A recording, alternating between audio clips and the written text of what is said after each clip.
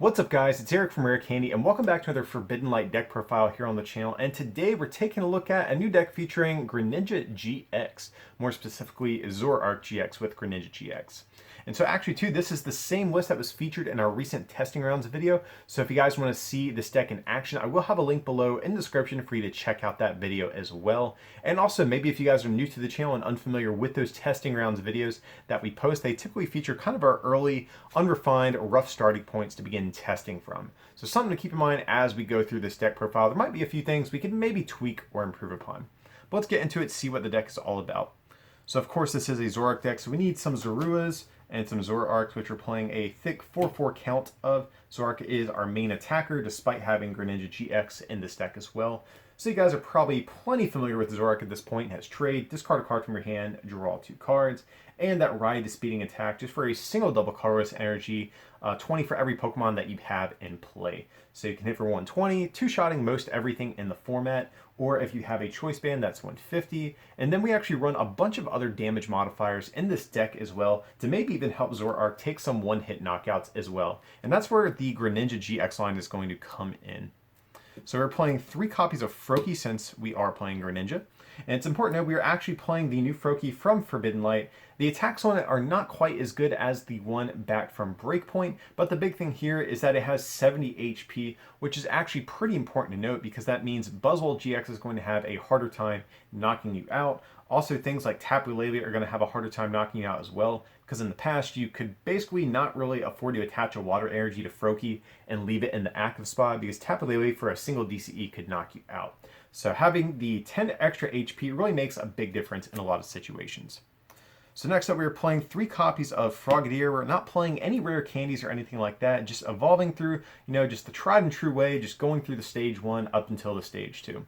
And the reason we're doing that is because Frogadier actually has a cool ability whenever you evolve into it from your hand. You get to place 2 damage counters on one of your opponent's Pokemon.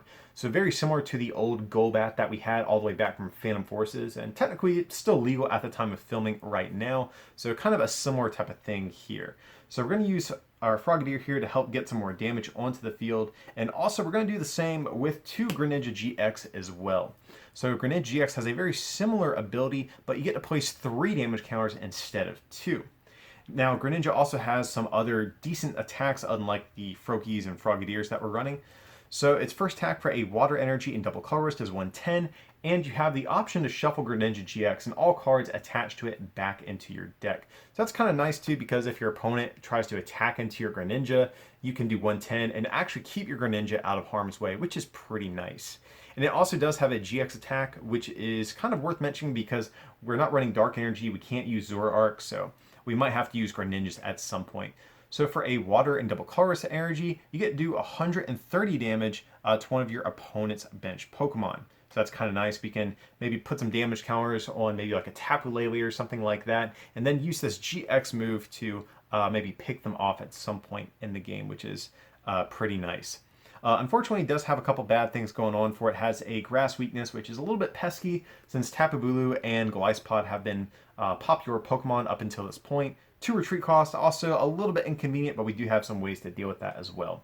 But like I mentioned, guys, it's mainly about just getting all of these other damage modifiers like Frogadiers and Greninjas to help our Zoroarks more efficiently take knockouts.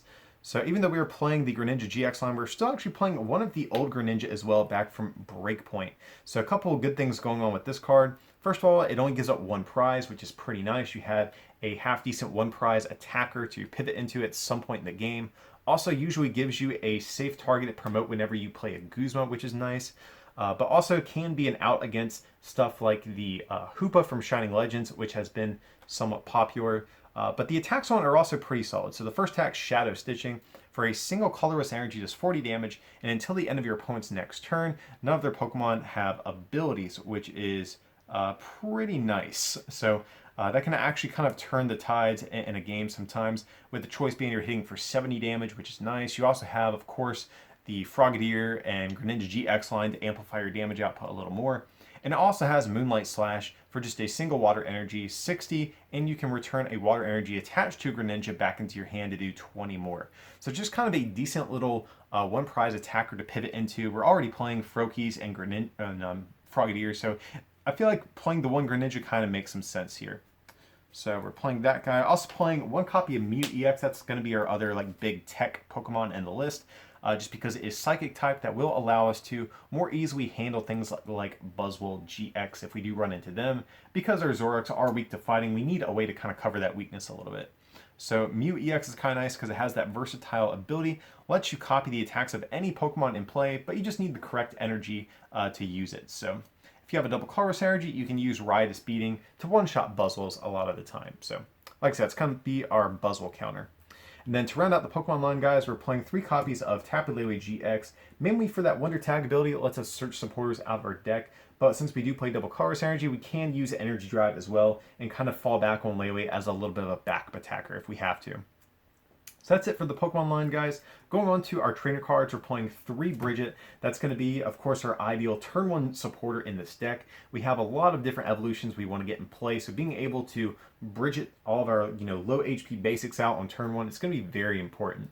And even though after the first turn, Bridget is kind of a dead card, we have Zoroark GX to trade away those extra copies of Bridget in the mid to late game once the card isn't quite as useful anymore. But we're still playing some shuffle draw options as well. We're playing 3 copies of N and 3 copies of Cynthia.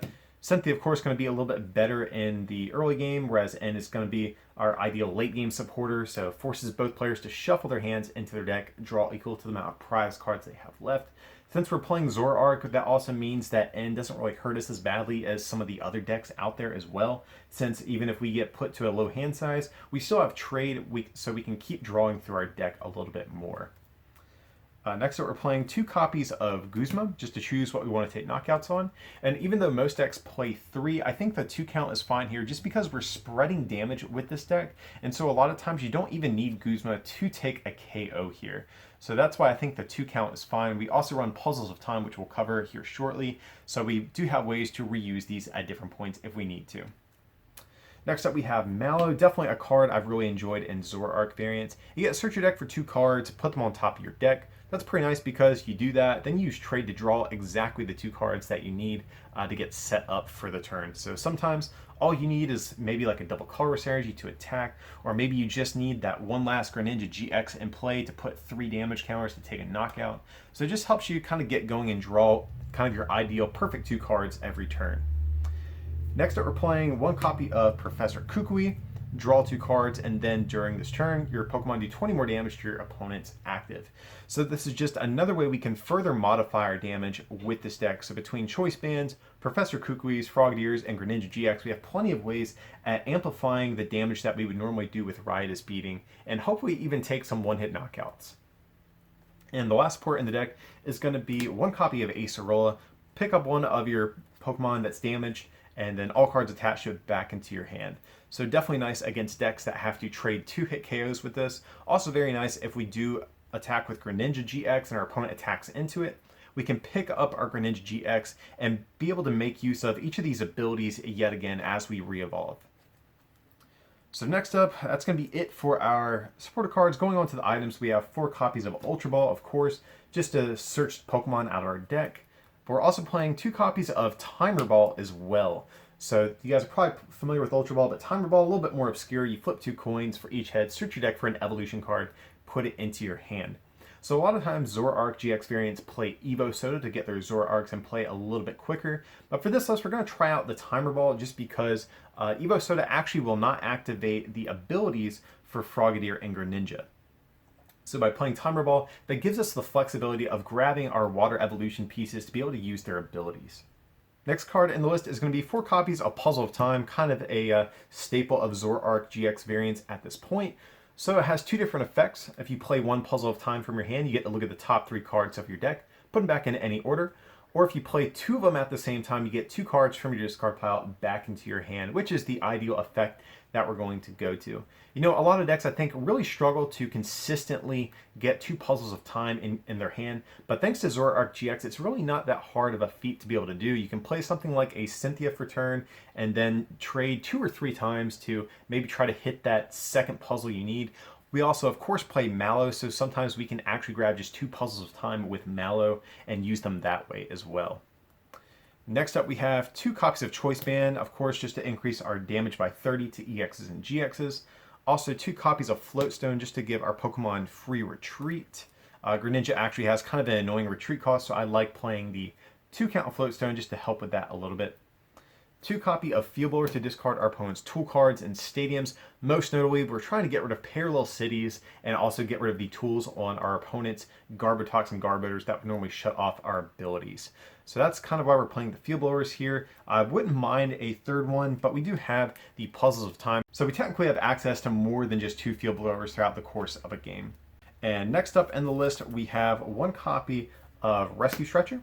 Just to get Pokemon back from our discard pile, you can get 1 and back into your hand, or 3 from your discard back into your deck. So Rescue Stretcher is pretty nice, especially sometimes if you have some of your Greninja line in your discard pile. You can get maybe a Frogadier right back to your hand and immediately evolve it to get that ability to get 2 more damage counters. And then the last trainer card on the list is going to be 1 copy of Aqua Patch. So attach a water energy from your discard pile to one of your benched water Pokemon. So in this deck, we can actually kind of safely trade away our water energies thanks to Zoroark GX, and maybe at some point in the game power up a Greninja GX, kind of in a pinch out of nowhere, which is pretty nice. The 1 count really isn't even that bad. We have access to Mallow to get it if we need to. We have Puzzles of Time to reuse it if we need to. We have Zoroark GX to help trade into it pretty easily. So even though it is just a 1 count, I think it's fine in the list. I was debating between either this or multi-switch. I think either of these inclusions are fine. I just wanted 1 card in the list to help power up a Greninja GX in 1 turn if we do need to attack with it. So like I said, try out Aqua Patch or try multi-switch. They kind of serve a similar purpose in the deck. So just see which one you guys like more. And then to go onto the energy, of course, 4 copies of Double Colorless Energy to power up our Zoroarks and Tapu Leles and Greninjas and all that. And then just 3 water energy to fulfill the attack costs of our Greninjas as well. But yeah, guys, that is the list we are going to be trying out here. Definitely seems like a pretty cool deck. Zoroark GX with a Choice Band has always been very close to taking 1-hit knockouts on a lot of Pokemon in the format, but thanks to all these different damage modifiers that we have between the Kukui and all of the Greninja line, it kind of makes your Zoroark deck a little bit more aggressive, which is something I really like. And Greninja does give you a decent GX move to make use of as well. But yeah, guys, hope you enjoyed this early Greninja GX deck. Definitely stay tuned to the channel. We're going to have a ton of Forbidden Light content coming up over the next several weeks, so definitely stay tuned. But as usual, guys, feel free to like and subscribe, and if you can support this channel by becoming a patron over at patreon.com/rarecandytcg, or by picking up something from our online store at rarecandytcg.com, it would be greatly appreciated. But with that, I appreciate you guys watching, and we'll see you for the next one.